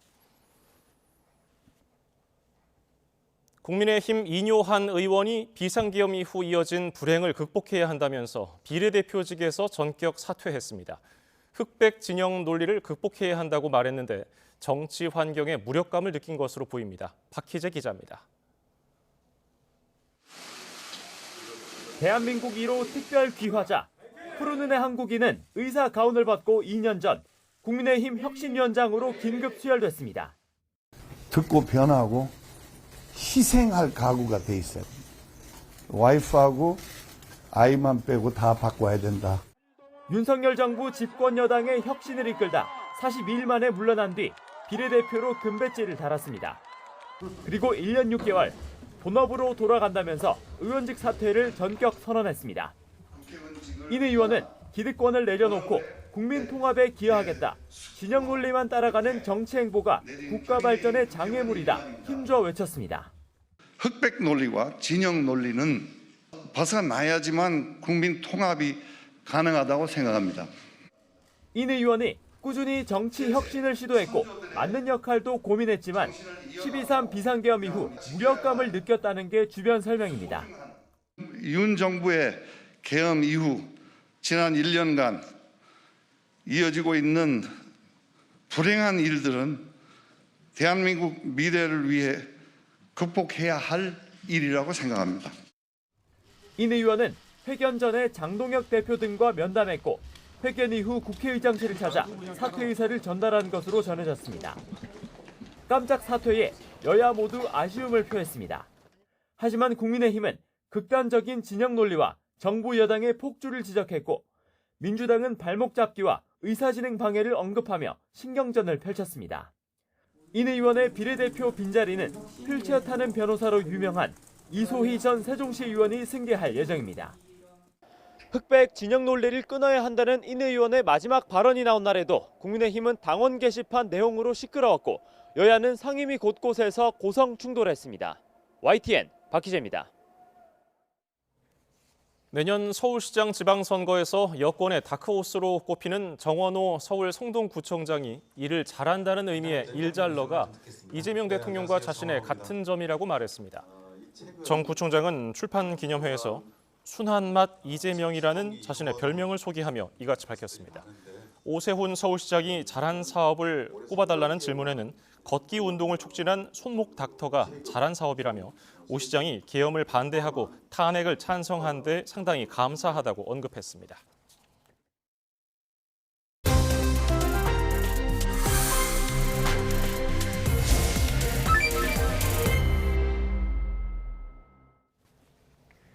건진법사 전성배 씨를 통해 김건희 씨에게 금품을 전달한 혐의로 기소된 윤영호 통일교 전 세계본부장의 결심 공판이 조금 전 끝났습니다. 네, 징역 4년이 구형됐는데요. 앞서 민주당 인사들에게도 금품을 제공했다고 진술한 윤 전 본부장. 오늘 최후 진술에서는 별다른 언급을 하지 않았습니다. 이고은 변호사와 관련 내용 짚어봅니다. 어서 오십시오. 안녕하세요. 네, 오늘 방청 열기도 굉장히 뜨거웠던 결심 공판이었는데 윤영호 전 본부장이 어떤 말을 최후 진술에서 언급할까가 굉장히 관심이었는데 뭐 새로운 게 없었죠? 네, 그렇습니다. 사실 지난 5일에 공판도 있었습니다. 당시 윤 전 세계본부장은 내가 2022년도에 있었던 통일교 관련 행사 직전에 내가 접근했던 곳이 비단 국민의힘뿐만 아니라 현재 여당에도 내가 접촉을 했고 이러한 부분들을 특검 조사 때도 다 이야기를 했는데 마치 특정 정당에만 이렇게 내가 접근한 것처럼 이야기가 되고 있다.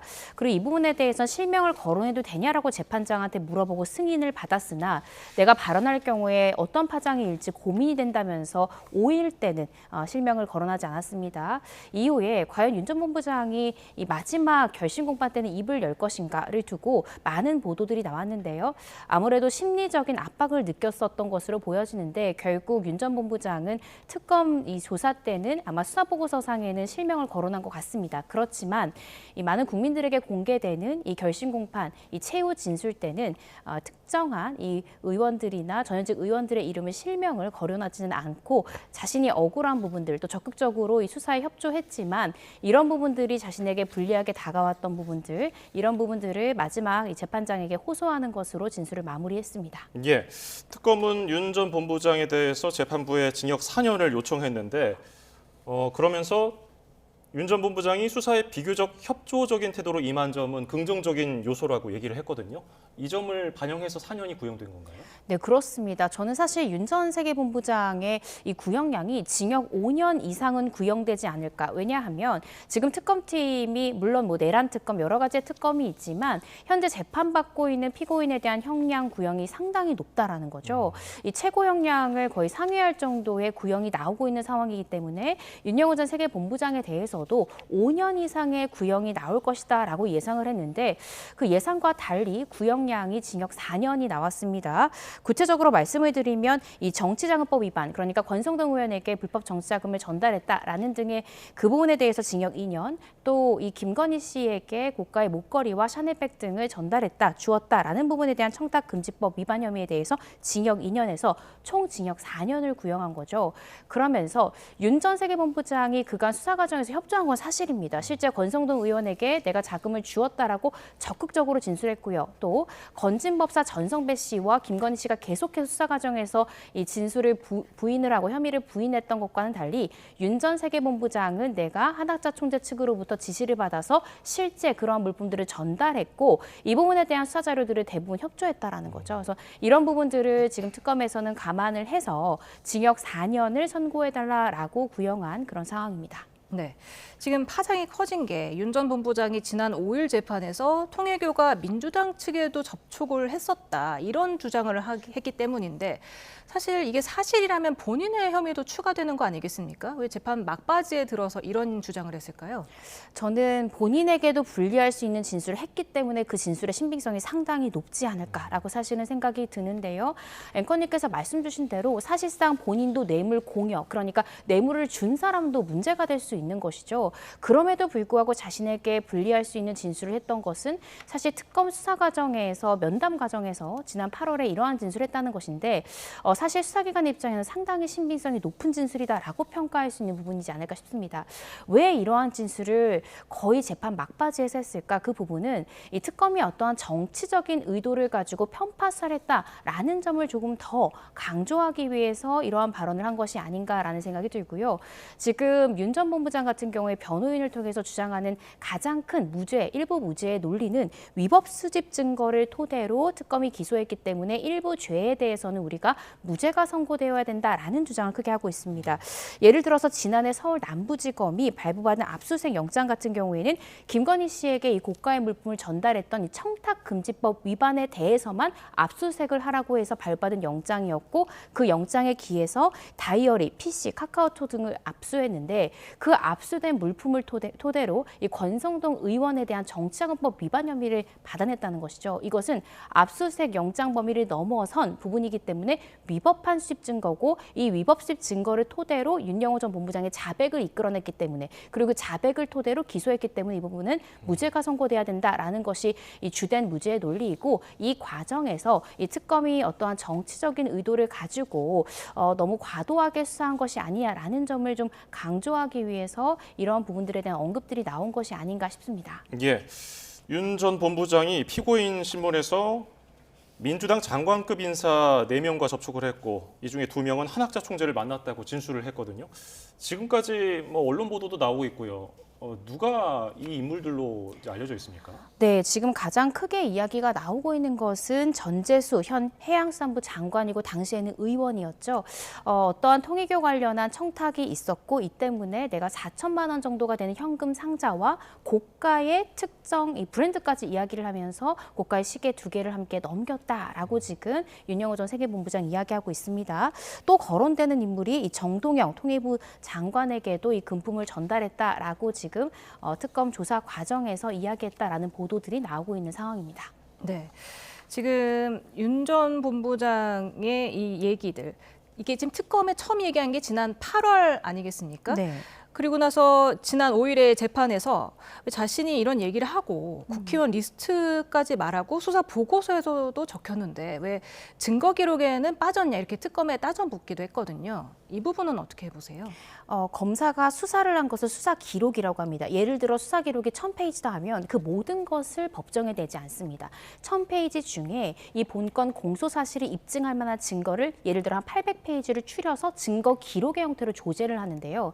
지금 윤영호 전 본부장이 지적한 것은 그 빠진 200페이지, 예를 들어 200페이지가 빠졌다고 하면 그것에 바로 내가 민주당 측 현 또 전현직 의원에 대한 이름을 언급했던 수사보고서가 빠졌다라는 걸 이야기하는 거죠. 그런데요, 이 검사들 같은 경우에는 객관 의무를 지고 있습니다. 객관 의무라 함은 피고인에게 유리한 증거와 불리한 증거를 구분하지 않고 모든 증거에 대해서 현출해야 되는 의무가 있는 것이죠. 그런데 이 부분에 대해서 임의적으로 제외했다면 이것은 어떠한 의도가 있는 것이 아니냐라고 지금 윤영호 전 세계본부장이 이야기하고 있는 것이고 사실상 이 부분에 대해서는 문제가 될 수 있습니다. 그래서 저는 가장 궁금한 것이 지금 윤영호 전 본부장도 지난 8월에 이러한 리스트들에 대해서 구체적으로 특검팀에 이야기를 했다는 것이고요.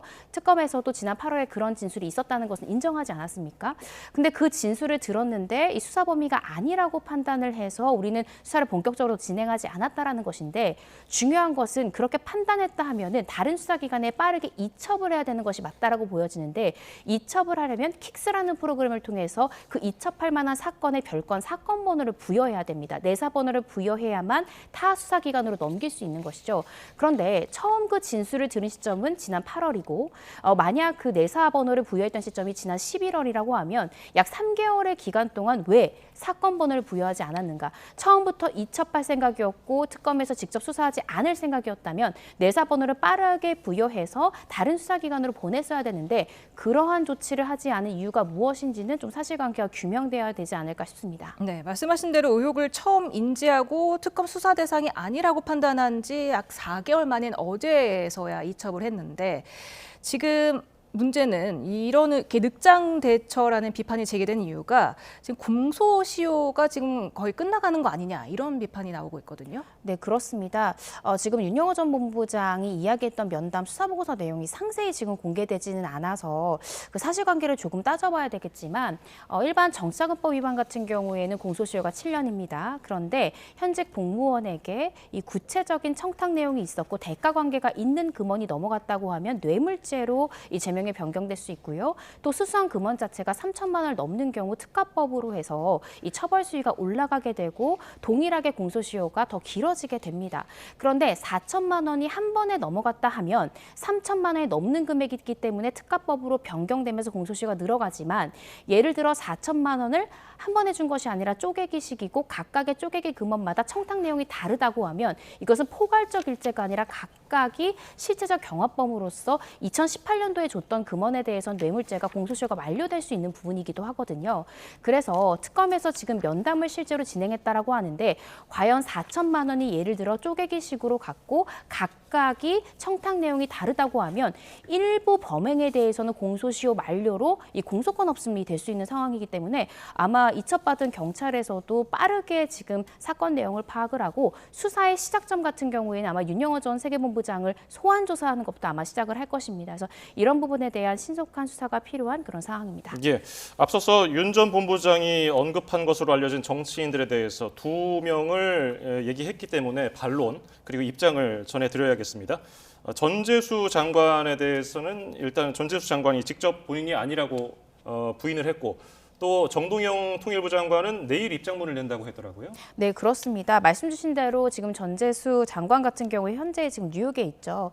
해외 출장 중인데 이런 부분에는 사실이 아니라고 이야기했고요. 그래서 언론 보도 부분에 있어서도 이 부분은 분명한 허위 사실이다라고 분명히 밝혔습니다. 그리고 말씀 주신 대로 지금 정동영 통일부 장관 같은 경우에도 내일 별도의 입장문을 통해서 입장을 밝히겠지만 내 설명을 듣는다면 이건 싱거운 이야기가 될 것이다라고 부연함으로써 결국 내일 아마 구체적인 이야기는 나오겠지만 정동영 장관 또한 윤영호 전 본부장의 이러한 폭로 내용에 대해서 부인할 가능성이 크지 않을까 싶습니다. 네, 이재명 대통령이 오늘 종교와 정치인의 불법 연루의 의혹에 대해서 엄정한 수사를 지시했는데 만약에 지금 나오고 있는 혐의들이 사실로 판단이 되면 어떤 처벌을 받게 됩니까?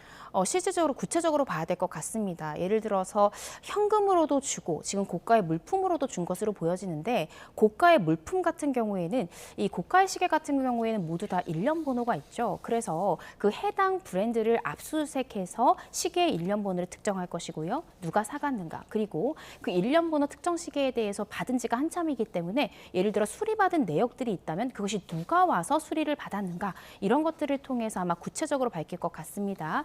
기본적으로 이 청탁금지법 위반 혐의가 문제가 될 것 같고 그렇지만 이 부분에 대해서는 구체적으로 좀 수사를 해봐야 될 것 같습니다. 정치적 자금법 위반 그리고 뇌물죄 같은 경우에 차이점이 이 구체적인 대가성이 있었는가 또 부정한 청탁이 있었는가 또 직무 관련성이 있는 부정한 청탁인가 이런 것들을 통해서 뇌물죄로 사건이 변경될 가능성이 있고 뇌물죄도 수수한 금원의 대가가 3천만 원을 넘는 경우에는 특가법으로 가중처벌될 수 있기 때문에 일단은 기본적으로는 이런 부분들이 정치자금법 위반으로 수사가 시작이 되겠지만 이후에 죄명이 뇌물죄 등으로 변경될 가능성도 충분히 생각해 볼 수 있는 그런 시점입니다. 예, 지금 여러 의원들이 거론되면서 정치권 전체로 이게 수사가 확대되는 거는 뭐 당연한 수순으로 봐야 됩니까? 네, 그렇습니다. 지금 아직까지 수사보고서의 구체적인 내용이 공개되지는 않았는데요.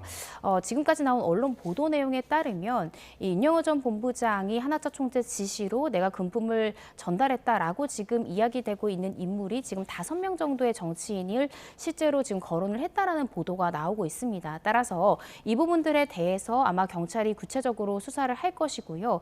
이 경찰 수사의 파장이 지금 국민의힘뿐만 아니라 민주당까지 확대될 수 있는 그런 상황이지 않을까 싶습니다. 네, 지금 사건을 이첩받은 경찰이 바로 전담 수사팀을 만들어서 수사에 착수를 했는데 또 경찰에서도 수사를 끝내고 또 검찰로 또 넘어가야 되는 거 아니겠습니까? 네. 얼마나 걸릴까요?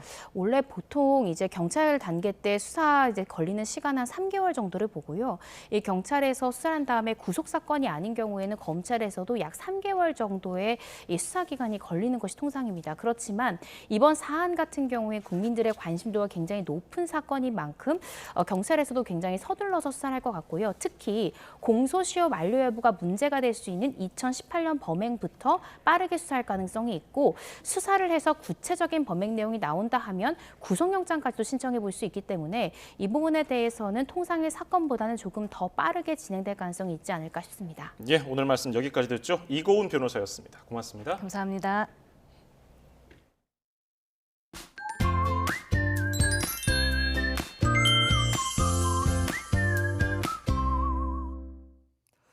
오늘 큰 추위는 없었지만 오후부터 하늘빛이 흐려졌습니다.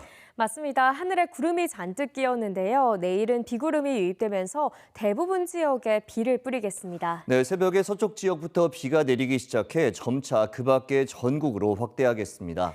비의 양은 5에서 15mm 정도로 많지 않겠고 낮이면 대부분 그치겠습니다.